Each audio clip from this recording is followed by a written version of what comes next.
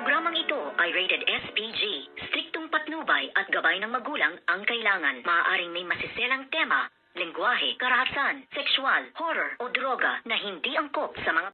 Morning mga kachika and welcome sa aking YouTube channel. Muli po nating pag-uusapan ang mga kapanapanabik na kaganapan dito nga sa Shining Inheritance. At muli na naman ngang nagkaharap itong ngang mag-amang si Attorney Charlie at ito ang kanyang anak na si Francis. At dito nga ay nasabi nitong si Attorney Charlie na hindi pa raw sila tapos ng pag-uusap ng kanyang anak. At nasabi nga niya dito na ito nga daw si Ina ang siyang nagtakas kay Lola Aurea dito nga sa facility na kung saan nga nila ito itilagak nilang dalawa nito ngang si Lani. At nasabi nga dito nitong si Charlie na puro na lamang si Ina ang inyong pinag-iinitan at alam ko naman ang katotohanan, Dad, na ikaw naman talaga ang tunay na nagnakaw sa kumpanya nitong si Lola Aurea, kung kaya't dito nga ay nabigla at bigla nga uminit ang ulo ni Attorney Charlie. Totoo naman ang sinasabi nito ngang si Charlie,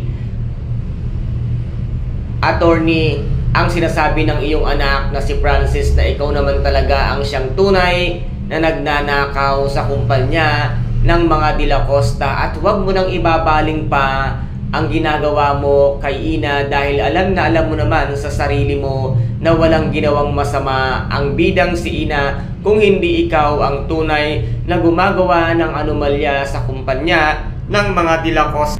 Pilit mo lang na isinasaksak sa isipan nito ngang si Francis na si Ina ang siyang tunay na may masamang layunin kay Lola Aurea. Ngunit ang katotohanan ay ikaw ang siyang gumagawa ng anomalya sa kumpanya ni Lola Aurea. Dito nga ay nadiskubre lang ni Ina ang ginagawa mong pagnanakaw, kung kaya't ngayon ay galit na galit ka kay Ina. Mahirap bang tanggapin at masakit bang tanggapin ang katotohanan, Attorney Charlie, na isang batang si Ina lamang ang siyang tatalo sa'yo kumpara sa isang abogadong katulad mo na wala namang nagawang mabuti sa kumpanya kung hindi ang ilubog at pagnakawan ito ngang si Lola Aurea, kung kaya't dito nga ay nahawakan sa braso ni Attorney Charlie ang kanyang anak na si Francis. At sinabi nga niya dito na mag-iingat daw sa kanyang mga sasabihin dahil siya pa rin daw ang nag-iisa niyang tatay. Kung ako man ang iyong anak, Attorney Charlie, ay hindi ko kukonsintihin